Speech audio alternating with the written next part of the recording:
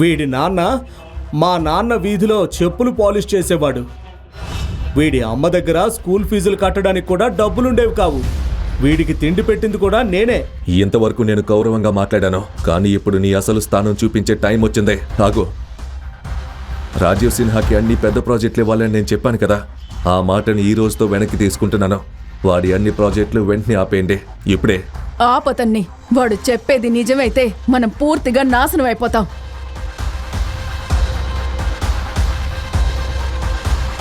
Hello,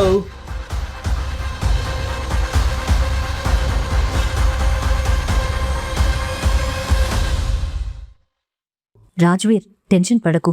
Rajiv మింటి వచ్చేస్తుంటారు.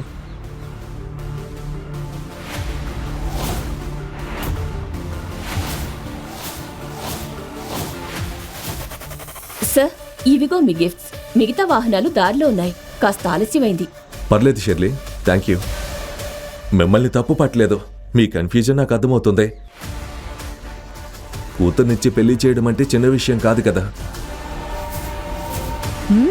కానీ ఈ bag మాత్రం చాలా పెద్దగా ఉంది. ఇందులో ఏముందో ఏమో. ఏముంటాయి?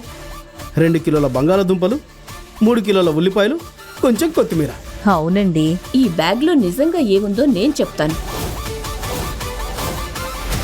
ఇందులో 90 లక్షల రూపాయలు విలువ చేసే కార్ పేపర్లు, 2 కోట్ల రూపాయలు విలువ చేసే ఇంటి డాక్యుమెంట్స్ ఉన్నాయి. ఏంటి? ఇది నిజమేనా? తెరిచి చూడు.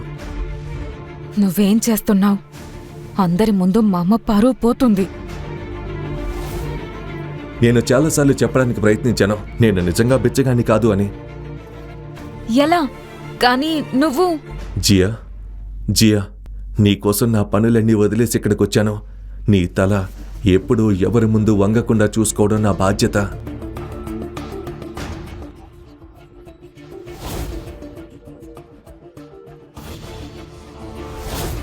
ఇప్పుడు మేము చూడాలనుకుంటున్నాం ఇతను రాజానో రంకునో. తెరవండి. ఒకసారి చూడండి. కార్ పేపర్స్, ఇంటి డాక్యుమెంట్స్ అన్నీ మీ పేరు మీదే ఉన్నాయి.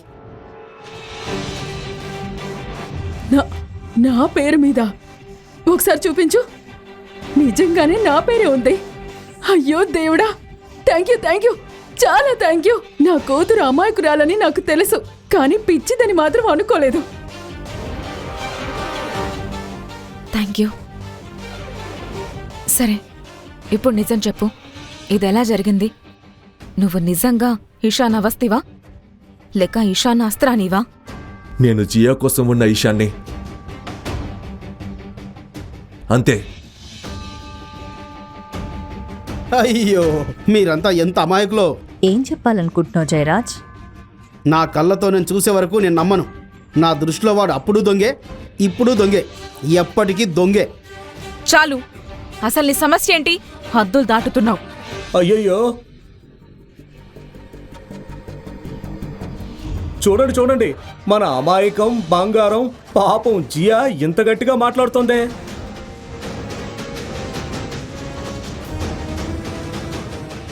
నా పెద్ద కూతురు మింటి నా బంగారల్లుడు వచ్చేసినందుకు నాకు చాలా సంతోషంగా ఉంది. 100 ఏళ్ళు చల్లగా ఉండండి. హ్యాపీ బర్త్డే అమ్మా. Thank you. Happy birthday mummy. Thank you. ఇది మీకోసం చిన్న గిఫ్ట్. ఇందులో 10 లక్షల రూపాయల లిమిట్ ఉన్న క్రెడిట్ కార్డు ఉంది. షాపింగ్ చేసుకోండి, పార్టీ చేసుకోండి, లేక హాలిడేకి వెళ్ళండి, మీ ఇష్టం. 10 లక్షలా? జియా, కనీసం నీ అక్కని బావని పలకరించవా? ఒకే నగరంలో ఉంటున్నావు, కానీ నెలల తరబడి కలుసుకోవడం లేదు. అరే జయరాజ్, ఏంట్రా ఈ దిగులు ముఖం? ఇక్కడ అందరూ ఎందుకు శోకసభలో ఉన్నట్టు కనిపిస్తున్నారు? అసలు ఏం జరిగింది?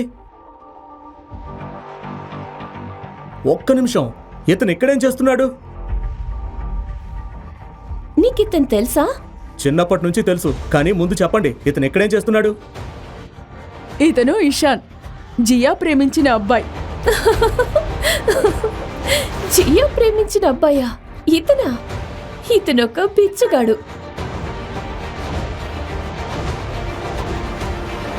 జియా, మన పరువు మొత్తం తీసేయాలని నిర్ణయించుకున్నావా? మింటి ఏదైనా చెప్పాలనుకుంటే సూటిగా చెప్పు, ఇలా అర్థం కాకుండా మాట్లాడకు. ఇతను నా ఎక్స్ బాయ్ ఫ్రెండ్ ఇషాన్.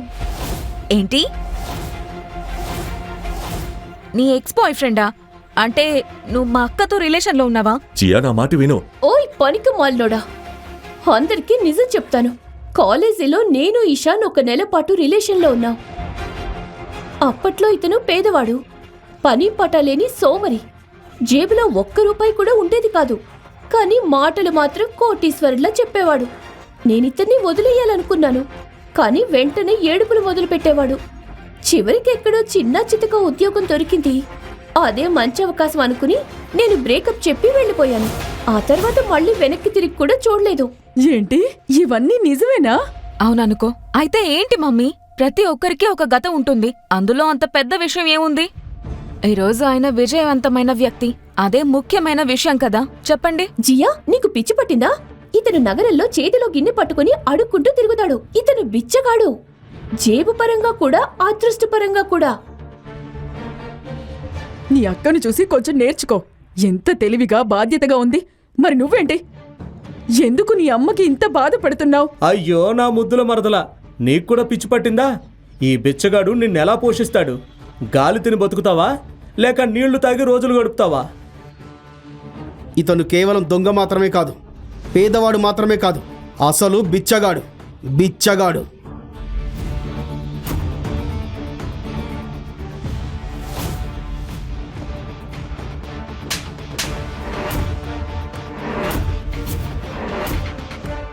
నేను నీ సొంత అక్కని జియా. నీకు చెడు జరగాలని నేను ఎప్పటికీ కోరుకోను. మింటి, నా బాయ్ ఫ్రెండ్ ని అవమానించే హక్కు నీకు లేదు, కాబట్టి కాపు. రాజీవ్, నువ్వెందుకు కోరుకుంటున్నావు? అందరికీ చెప్పు. చిన్నప్పటి నుంచి ఇతను నీకు తెలుసు కదా. ఈ వెధవ నాకు చిన్నప్పటి నుంచి తెలుసు. మేమిద్దరం ఒకే స్కూల్, ఒకే క్లాస్లో చదివాం. క్లాస్లో ఏ పిల్లవాడు ఇతని దగ్గరికి వెళ్ళేవాడు కాదు, ఎందుకంటే ఇతను అంత పేదవాడు. పైగా ఎప్పుడూ వింత వాసన వచ్చేది. అయితే చదువులో మాత్రం బాగా ఉండేవాడు, పరీక్షల్లో ఎప్పుడూ ఫస్ట్ వచ్చేవాడు. కానీ ఇప్పుడు చూడు, ఇంకా బిచ్చగాడిగానే ఉన్నాడు. అసలు బేబీ, ఇతను ఈరోజు అడుక్కుంటున్న ఫోటో నీ దగ్గర ఉందిగా? అవును. మరింకా ఏం చూస్తున్నావు? అందరికీ చూపించు.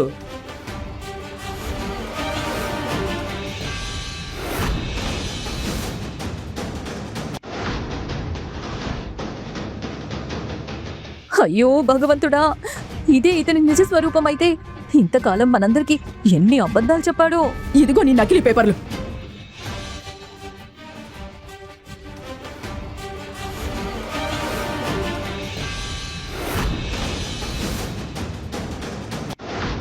నా కూతుర్ని మోసం చేసి నాతో అబద్ధాలు చెప్పి అందరి ముందు నన్ను నా కుటుంబాన్ని అవమానించే ధైర్యం నీకు ఎలా వచ్చింది? మీరు ఆ పేపర్లు చింపకూడదు. నిజం తెలిసిన రోజు మీరు చాలా బాధపడతారు. బాధపడాల్సింది ఒక్కటే, నువ్వింకా ఇక్కడ నిలబడి ఉండటం. పిచ్చగాడా.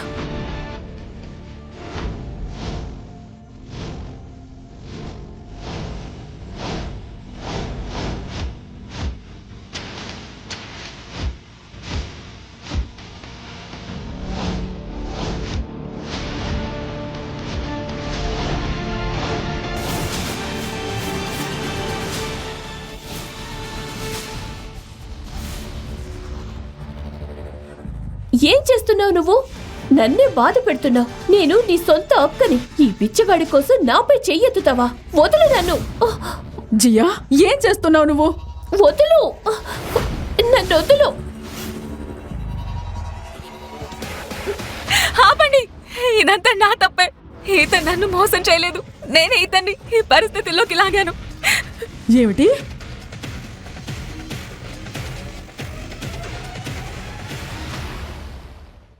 అవును, ఒక్కరోజు నా బాయ్ ఫ్రెండ్లా నటించమని డబ్బులిచ్చి నేనే ఇతన్ని ఇక్కడికి తీసుకొచ్చాను.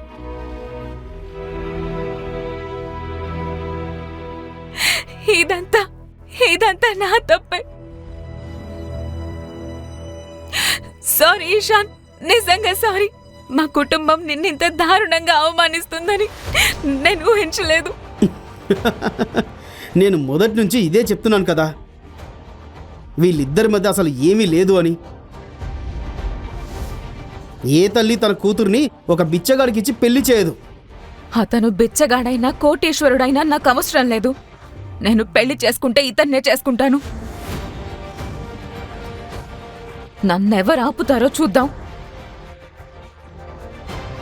నోర్ మోయ్ జియా. ఆశా, నీ కూతుళ్లకు నువ్వు నేర్పిన విలువలివ్వేనా? మొదట ఒక నకిలీ బాయ్ ఫ్రెండ్ ని అద్దెకు తెచ్చుకుంది. అది చాలదన్నట్టు అందరి ముందు అతన్ని ముద్దు పెట్టుకుంది. ఇప్పుడు ఏకంగా సమాజం ముందు మన కుటుంబ పరువుని మట్టిలో కలిపేస్తోంది. శభాష్ జియా, శభాష్. అందరి ముందు మన పరువుని పూర్తిగా తీసేశావు. మరి అమ్మా, నన్ను ఇలా చేయమని ఎవరు బలవంతం చేశారు? నా ఇష్టం లేకుండా పెళ్లి చేయాలని మీరు ఒత్తిడి చేయకపోయి ఉంటే ఇవన్నీ జరిగేవా? అంటే తప్పంతా నాదే అంటావా?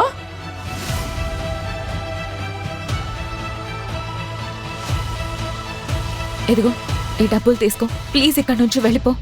నిజంగా నాకు చాలా బాధగా ఉంది.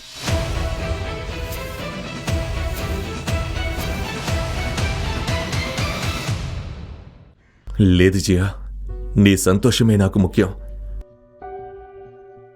నీ నవ్వు కోసం నేను చేసే సహాయం ఎప్పుడూ ఉచితమే. కానీ ఇందులో నా తప్పు కూడా ఉంది. నేను నీకు పూర్తి నిజం చెప్పలేదు.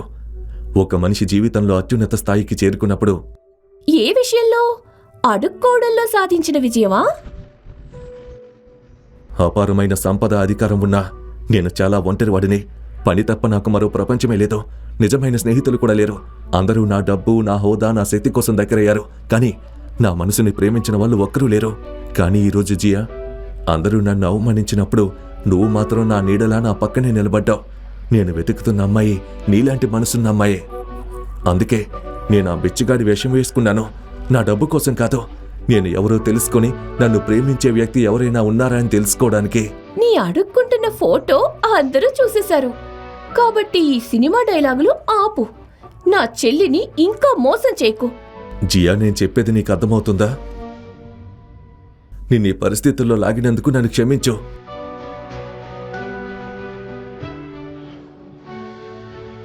ఒక పని చెయ్, ఇక నిజం చెప్పు ప్లీజ్. జియా, నువ్వు కళ్ళల్లో ప్రేమించిన వ్యక్తిని నేనే. చాలు, లోపలికి రా. ఈ బిచ్చగాడిని నేను స్వయంగా మన ఇంటి నుంచి బయట గెంటేస్తాను. రా నాతో. అమ్మా, అమ్మా, అమ్మా!